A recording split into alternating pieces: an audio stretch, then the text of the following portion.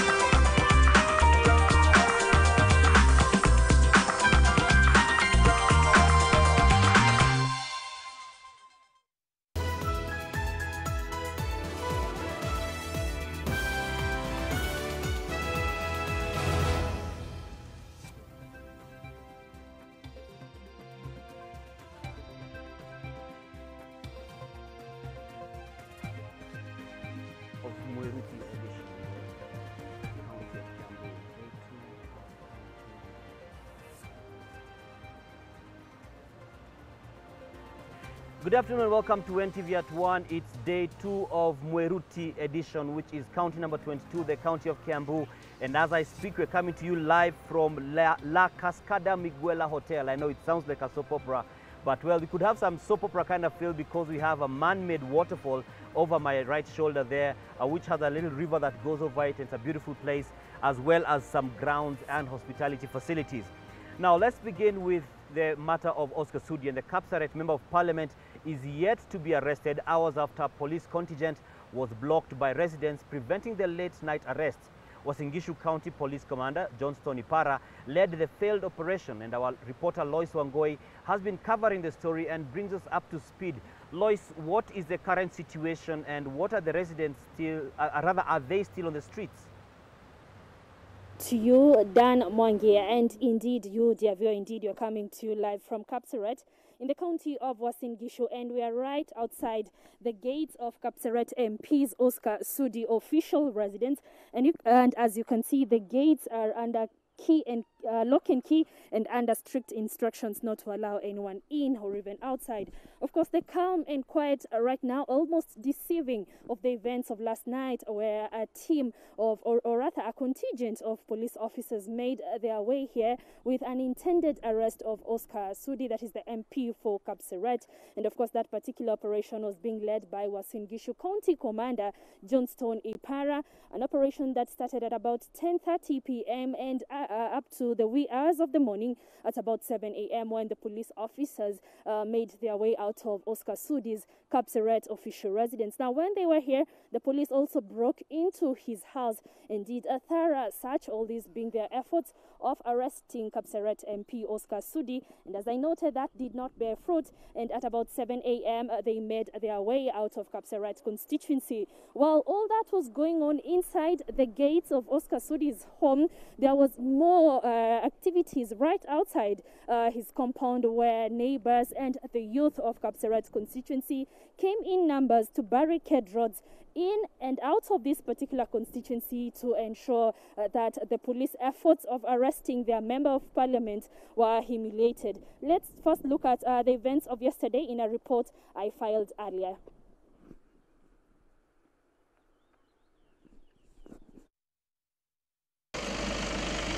After word went round that Kapsaret MP Oscar Sudi's residence had been surrounded by the police who intended to arrest him, his supporters cut down trees to barricade the roads. Sasa hivi pale chini kuna Land Cruiser mbili, yote inakuja Land Cruiser 7 na lori moja full.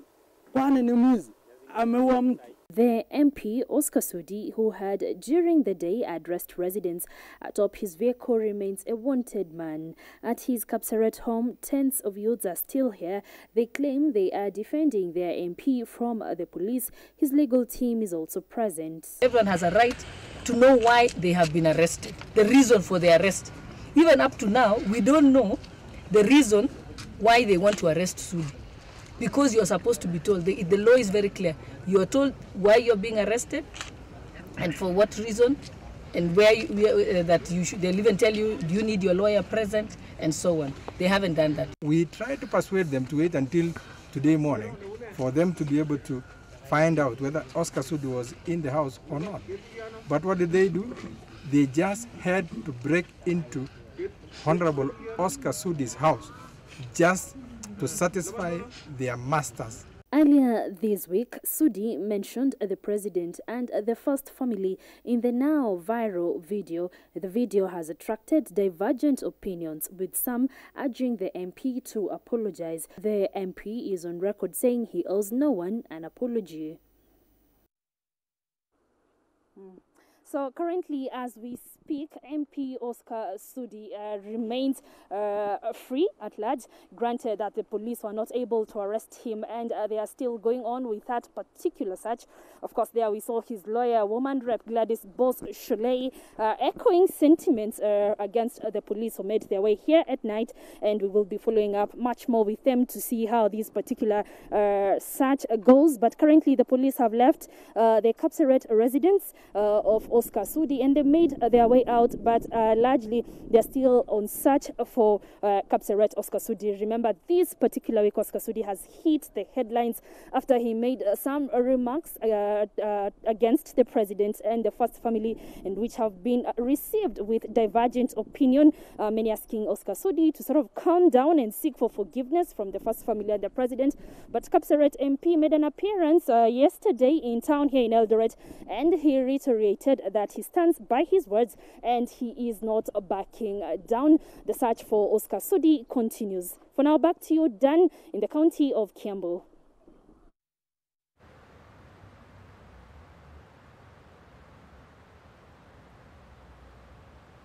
Thank you very much, Lois, for that brief, and we believe that you shall be following up on the same. We also wonder whether the residents who are blocking the police are also going to be charged with matters to do with breaching the curfew rule. That is, if they were doing it beyond 9 p.m. We shall be getting to Lois as the day goes along for an update and just for the latest in that. Now, the Orange Democratic Movement's top leadership is currently in Migori County, in Migori Town specifically, on a mission to ensure MCAs follow through with the planned impeachment motion against Governor Okoth Obado.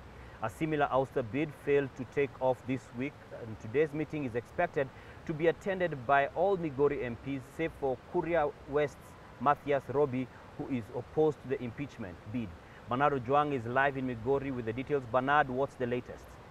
At Migori Maranatha Faith Assembly, where top ODM leadership are here, led by ODM Chairman Mbadi, who is also here at least to talk to delegates here. We are made to understand that whatever they will be discussing is the issue of Migori County Governor impeachment. Remember, it is set to take place come next week, where all MCAs, ODM MCAs, are expected to vote the motion, and also the main issue that we are also made to understand that they will be talking about is the issue of BBI. And currently, remember, the leaders who are currently here are, we've seen Mbadi, we've seen Migori County, all Migori County MPs, they are all here, and also close to 200 delegates who will be talking to the ODM chair concerning about Migori issues. And we'll be talking to Migori County ODM General Secretary just to tell us what is the main vision of this meeting here today. Josie Olala. Josie, you are meeting ODM leadership here, led by Mbadi. What are you discussing? Thank you very much. We have two items to discuss in this meeting. The first item we are going to discuss about the BBI. As you are aware, our party chair or party leader, Honorable Raila Amolo Odinga, have jump-started the process of BBI in the whole republic. We, as Migorians, the ODM family, we want to say this. As Baba has said that BBI should start working, we want to make it very clear in Migori County, it is now working. Okay, what about the impeachment? Because this is one of the issues that you will be talking about here. Governor Obado's impeachment. I know the issue of impeachment might arise in this meeting, but what we are going to discuss really is the governance in Migori County. I cannot rule out the impeachment issue. That will arise, and we know how we'll deal with it. That is all. How will you deal with it? The delegate knows. They are aware how Migori County is being governed. They are aware what they are going to say, and the resolution will be made. I'm promising you that we are going to give the resolution of how the delegate have resolved. You as ODM party leadership, Migori County, you are saying that the main reason why you are impeaching Governor Obado is because of he is not cooperating with you people. Is this true? And how are you going to talk to your leaders? Because we are made to understand there is the MCAs are divided. I don't think we are going to impeach Obado. Obado want to be impeached because of his differing with the party. As Kenyans know, Migorians know, Obado, Zachary Okoth Obado, who is the governor of Migori, was in court. And the court gave a direction that he should step aside. He should not enter his office. And that office belongs to people of Migori. What do you think we can do as people of Migori? The issue is simple. Let him be aside. We requested him to step aside, and he ignored. The only thing remaining is the impeachment. What are your grounds for impeaching him? The ground, corruption. That is the major ground. Yes. The issue of corruption. The Migorians know, the investigating authority have done it, and you all Kenyans, you know the ground of impeaching Obado is nothing less than corruption issues. Thank you. Okay, thank you very much. Dan, you've just heard from Migori County General Secretary, ODM Party, is saying that the issue of impeachment is one of the topics they'll be talking about here, and also he's talked about BBI, and you've heard, we've asked him about the basis of why they are impeaching Obado, and they are saying that because of corruption issues. Remember, we'll be here, we'll be getting what Mbadi will have to say, talk to these MCAs. Remember, we've been getting information that there is a division between MCAs. Some are supporting, some are not supporting. Back to you, Dan.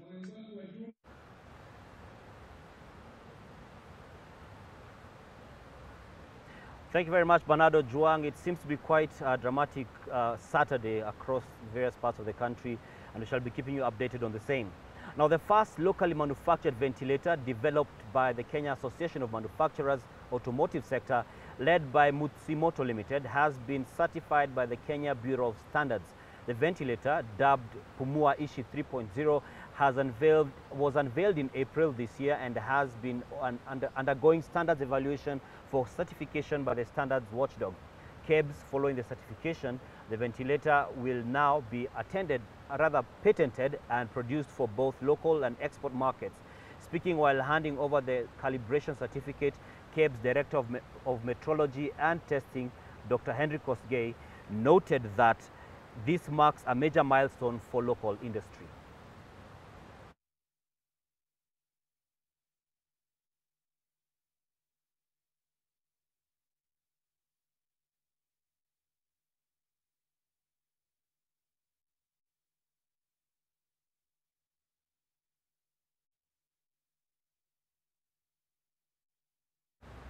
Police in Kirinyaga are investigating the theft of about 25,000 kilograms of coffee estimated to be worth almost $1 million shillings stolen from Mutira Coffee Factory. The affected farmers now say that the robberies have increased over time, and they are usually left to calculate their losses, while the culprits are mostly never found or brought to book.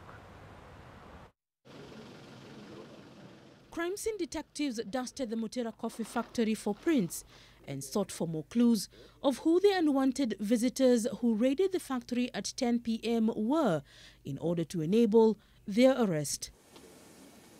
Armed gangsters who broke into the factory made away with 30 bags of dry coffee worth an estimated 900,000 shillings. Haijatoka mbali sana. Imetoka tu huku ndani ya hii factory. Kwa hivyo tunashangaa sana. Kwa nini hawaandiki mawatchman wengi ndio wae wakiangalia? Guards who were on duty have told police that the gang of about 20 people was armed with an AK-47 rifle and assortment of crude weapons, gained entry at the factory and attacked 3 night guards on duty, seriously injuring 2. Hiyo kawa ilikuwa kwa stitch ya kudry, haikuwa imekuwa tayari, so ilikuwa imewekwa hata ikuwa na gunia, so wakaanza kupack. Lakini tuna suku, kulikuwa na inside deer because gunia zinatakikana kuwa kwa store, hazitakikani kuwa kwa mahali hawaiko. Kirinyaga Deputy Police Commander Dorio Dole says that the factory manager, factory management committee chairman and 3 guards are persons of interest and may be called in to shed light on the theft. Ikawekwa pamoja na magunia iko kando, kahawa ndio hii hapa karibu. So wezi walipoingia hawakuona shida ya kutafuta magunia, ni kuchukua magunia hapa na kushota kahawa. So hiyo kazi imekuwa rahisi kwa hao. Tens of farmers jumped the factory to see for themselves how much had been stolen, with many condemning the theft.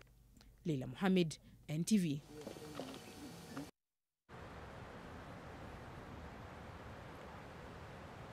Baringo Senator Gideon Moi has urged politicians to focus more on developing the president's Big Four agenda and less on campaigning for the 2022 general election. Moi, who is also the KANU party chairman, was in Ndeya in the county of Kiambu, where he met local party officials.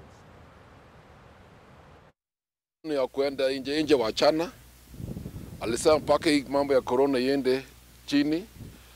Kazi yetu ndio kuconcentrate on the four agendas. Na tumefanya hivyo. And that is what Kenya wants. Na tunajua yale tumepitia na yale tunaendea. Hatutaki kurudi nyuma tena. Na ni jukumu letu kama wanafuasi wa chama tuchague viongozi ambaye yale yanatoka midomoni mwao ni amani. So Gideon Moi is in the county of Kiambu, where we are as well, in Ndeya, which is not very far from where we are. It's somewhere over Ndeya. Let's get back to business. And the business community in the East African region has expressed confidence in the candidature of Ambassador Amina Mohamed for the position of Director General at the World Trade Organization, that's the WTO. Speaking under the umbrella of the East African Business Council, the stakeholders say their support is anchored on Amina's promise to steer reforms toward eliminating trade barriers and implementation of the African Continental Free Trade Area. The selection process of the WTO Director General is now in the 3rd phase, where WTO members are consulted to narrow down on the candidate to receive a consensus support.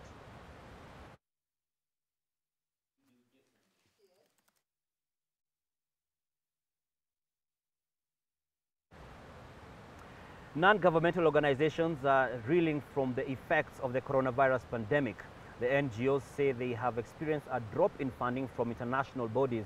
This is according to the CEO of the National Council of NGOs, Kevina Loyatum.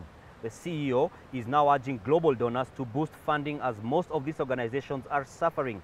She also says that the council is working with the government and other stakeholders, including an organization called Integrity Action from the United Kingdom, to develop a platform whereby issues concerning integrity when offering grants will be made public. Kwa hivyo, lakini mtamuona hakai popote.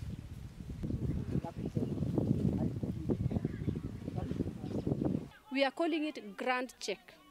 Grant Check is a platform where if you are in Murang'a today and you want to know how many NGOs are in Murang'a and how much do they have, what project are they doing, what is the period of the project, and how much do they have, how many people have they employed from the grassroots, what expertise do they want. You will be able to get it in that platform. It's a few seconds to 1:15. We take our short break on NTV at 1 on this Saturday. On this Mweruti edition, we're coming to you live from the county of Kiambu, where we have a number of stories that we shall be bringing to you as the day goes along, and we shall be letting you know what to expect after this break.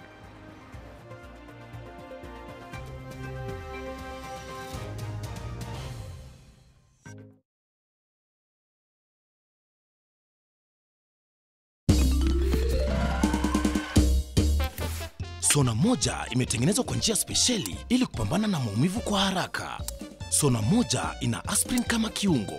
Sona moja, kitulizo kamili. Maumivu yakizidi, pata ushauri wa daktari. New Blue Band peanut butter. Made with 100% pure peanuts and a good source of omega-6. Grow healthy and happy kids with New Blue Band peanut butter.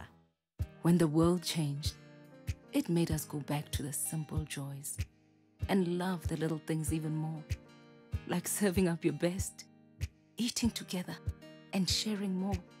Now, we'll take nothing for granted and always remember to taste the simple joys.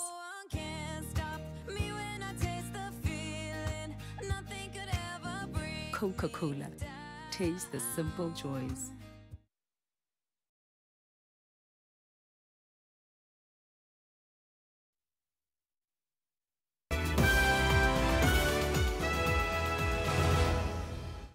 Welcome back to NTV at 1 on this Saturday, where it's our day 2 in the county number 22, and this is the Mweruti edition, and we are in Ruaka in the county of Kiambu, and specifically where we are, where we could see over my shoulder is a man-made waterfall, and this is La Cascada Miguela Hotel. Now, Zambia and Namibia have begun to slowly lift their COVID-19 restrictions in a bid to cushion their economies against the effects of the pandemic, and this is despite the growing number of cases. A decline in passenger movements has been witnessed both globally and in the continent due to travel bans and lockdown restrictions. The continent has recorded more than 32,000 deaths from over 1.4 million confirmed patients. Zambia has reopened its schools and bars which were initially closed to fight the spread of the coronavirus. The country has now recorded over 13,000 positive cases. President Edgar Lungu also called on politicians campaigning during the pandemic to spread messages of peace.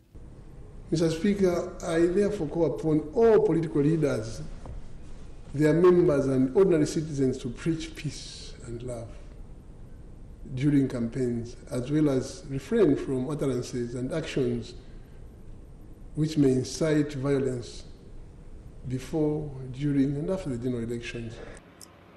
Namibia is reopening its borders to foreign visitors despite a steady increase in cases. Namibia officially reopened to foreign visitors on September 1st. The first flight landed at Hosea Kutako International Airport on Friday afternoon, carrying just 40 passengers coming mainly from Austria, Germany, and Kenya via Addis Ababa.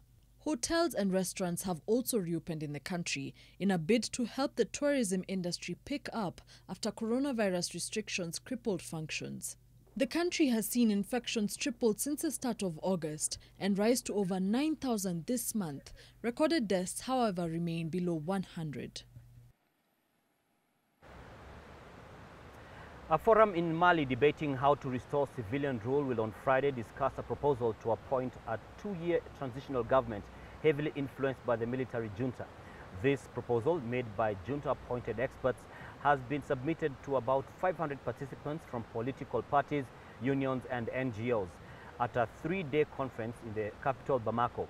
The talks mark the second round of discussions between the young officers who overthrew President Ibrahim Boubacar Keita, I beg your pardon, on August is civilian representatives, many of whom had campaigned for him to resign. The talks conclude today.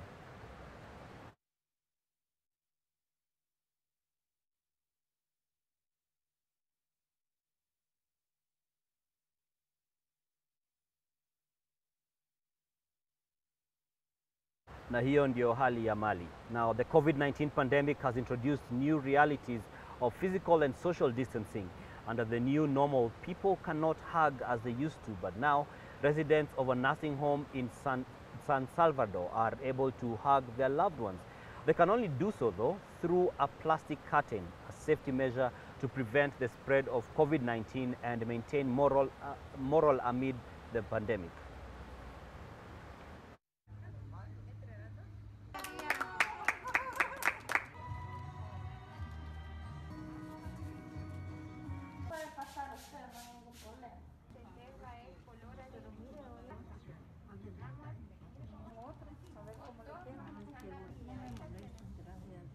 Sports now, the English Premier League 2020 to 2021 season starts today, Yes, that's today, and that's 48 days after the 2019-2020 season ended. The Gunners embark on the first full season under Mikel Arteta with a short trip over to Craven Cottage, where they face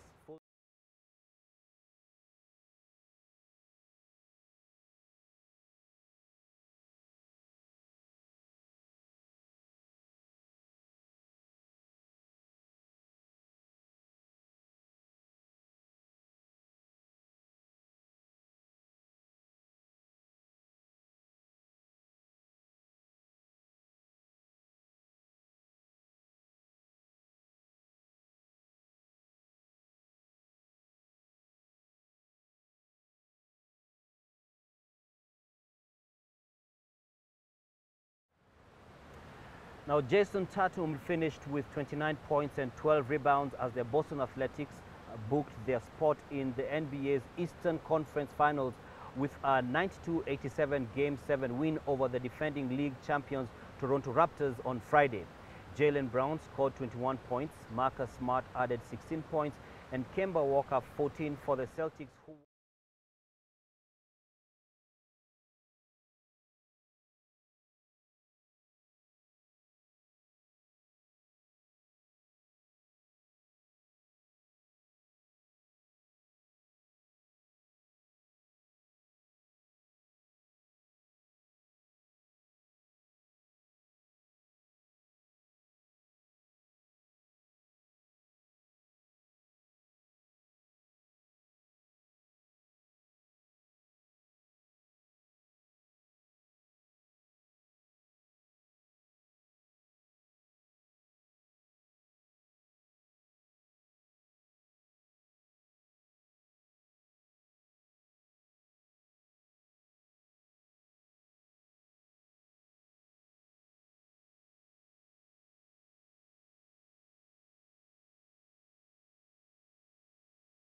Daniel Martinez scored a first stage win for the US Team Education First by winning in a titanic mountain battle. Defending champion Egan Bernal dropped a further 37 seconds on his two key rivals, the Slovenian pair of Roglic and Tadej Pogačar, over the final kilometer of the 191.5 kilometer 13-stage race across the Cantal volcano chain. Martinez came under extreme pressure for the stage.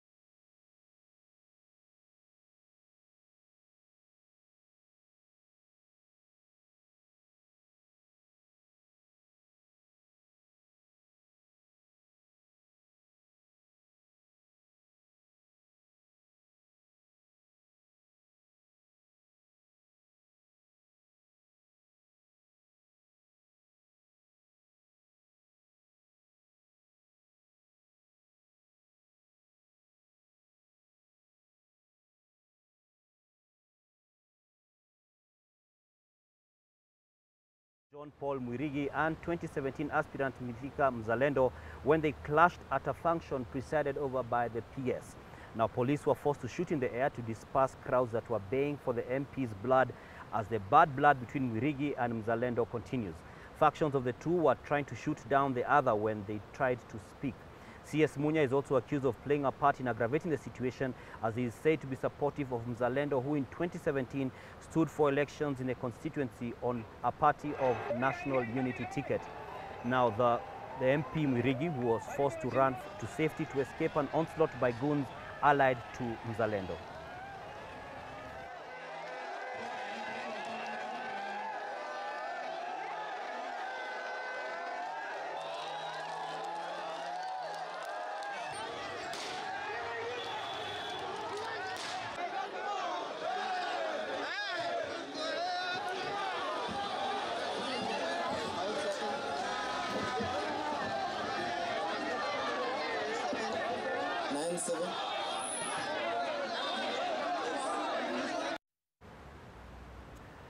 Well, some of the stuff that's happening in Kenya in the political scene especially makes you wonder whether COVID-19 is still there and whether there is the need for all the social distancing and the likes.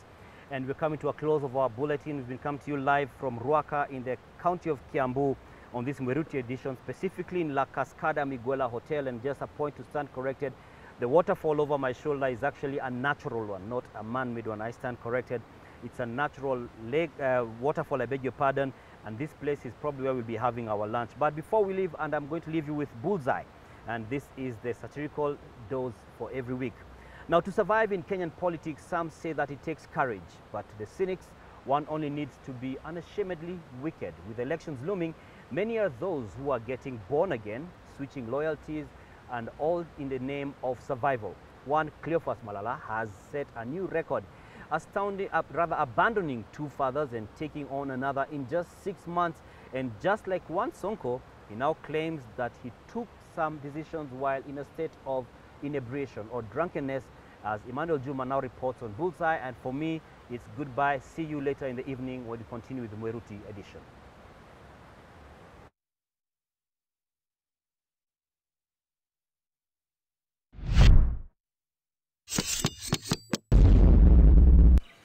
Malala, that's his name. In Luhia, it could mean burnt out or simply burnt. And boy, he is burning his bridges. But it must be very clear, and I want to say this without blinking my eye. That can only mean he's seeing more clearly. So, what's the new vision? Mimi nimesema msimamo wangu ni ule ule. Kama kuna senator, watu wake wanapata pesa, na nakataa, sio ati anapenda wale wengine zaidi. Kuna nuksi. I will not vote for a formula that is going to take away money from disadvantaged counties. Wait, Malala, wait. Are you challenging Baba? Even if Kakamega is benefiting, ni lazima tusimame na mandugu wetu wa Vihiga. Wewe, sheria imewekwa pale. Wewe unasema tu wewe, mimi sitaki kunyima watoto pande hii, kulisha pande hii. Wewe umechaguliwa na watu wa Kakamega. What followed was a last-ditch effort to bring back home the prodigal son. But Malala, it seems, was moving on. My first step is to ask for forgiveness to my father, Musalia Mudavadi. Malala is coming back to his real home. It will be improper for me to be used to abuse the leaders of my community. What say you, Baba MM? Now, he's actually my son. This is politics. But aside from Baba Raila and Baba MM, Malala has also been seeking out another Baba in Kajiado. Sisi tuliitwa kule Kajiado kwa boma ya kiongozi wa jamii yetu. Tell us all that happened there. Vile tulifika kule Kajiado, kuna kitu tulipewa tukakunywa. Sasa sijui kama tulichanganyikiwa kidogo ama nini, lakini hiyo tutasema. And because of the drink, this is what he read. Kuna viongozi ambao tumechagua. Hao viongozi wanaongozwa na Governor Wycliffe Ambetsa Oparanya, CS Eugene Wamalwa. Uongozi wa Waluya politically unajulikana. So we have administrators and political leadership. So Oparanya na Eugene, from today you must know that you are administrators. Malala, please, what will your other Babas think? I'm ready for any consequences. And so, Malala apparently moves back to the original home, and William preaches on. Philippians 1:15, Paul says, "It is true that some preach Christ out of envy and rivalry, but some preach Christ out of goodwill." Anasema siji Luka sura hii angalia imesema hii na nini, siji Mathayo ngapi. amekuwa mhubiri kushinda wale waaskofu wenyewe. Let the man give Baba the word and all. Wanaenda kanisani. Maaskofu wanaitwa. Ati sasa kila Jumapili mabeba Biblia. Wanaimba sasa. Lakini Paulo anasema, na mimi nimefurahi kama wewe unahubiri neno la Mungu kwa kushindana Kama unahubiri kwa chuki, kama unahubiri kwa kupenda, bora neno la Mungu linahubiriwa, Paulo anasema mimi nimefurahi. And even those from very unlikely quarters are also participating in this mchongoano. The deputy president is a clerk who should be a clerk, assistant to a president. Tuache kiburi, na tuache na matusi, na tuache na ukorofi. Kazi tumepatiwa inajulikana. In Migori, the battle to either save or crucify the governor rages on. I was attacked yesterday, and in the presence of ODM Secretary General Sifuna. I hear that the Speaker of the County Assembly of Migori is claiming that I have attacked him in his hotel. And whoever was attacking my bodyguard is allegedly his brother, Peter. I'm telling the Speaker to leave me alone. To a less noisier place, at least that's the impression the Wawili kwa Wawili formation gives you. Take note of the red carpet. As for William, alone and no mkeka. The house on the hill can be very lonely. Why keep on doing it, William? Why? And so is Mutua. Kenya sio ya mabazu wanaokaa kwa kamati ufisadi wakisikiza turu za Japani. Tukiwa show ati graph yetu haina kibali, hakuna kazi, wanatudismiss kalale. Emmanuel Juma, Bullseye, NTV.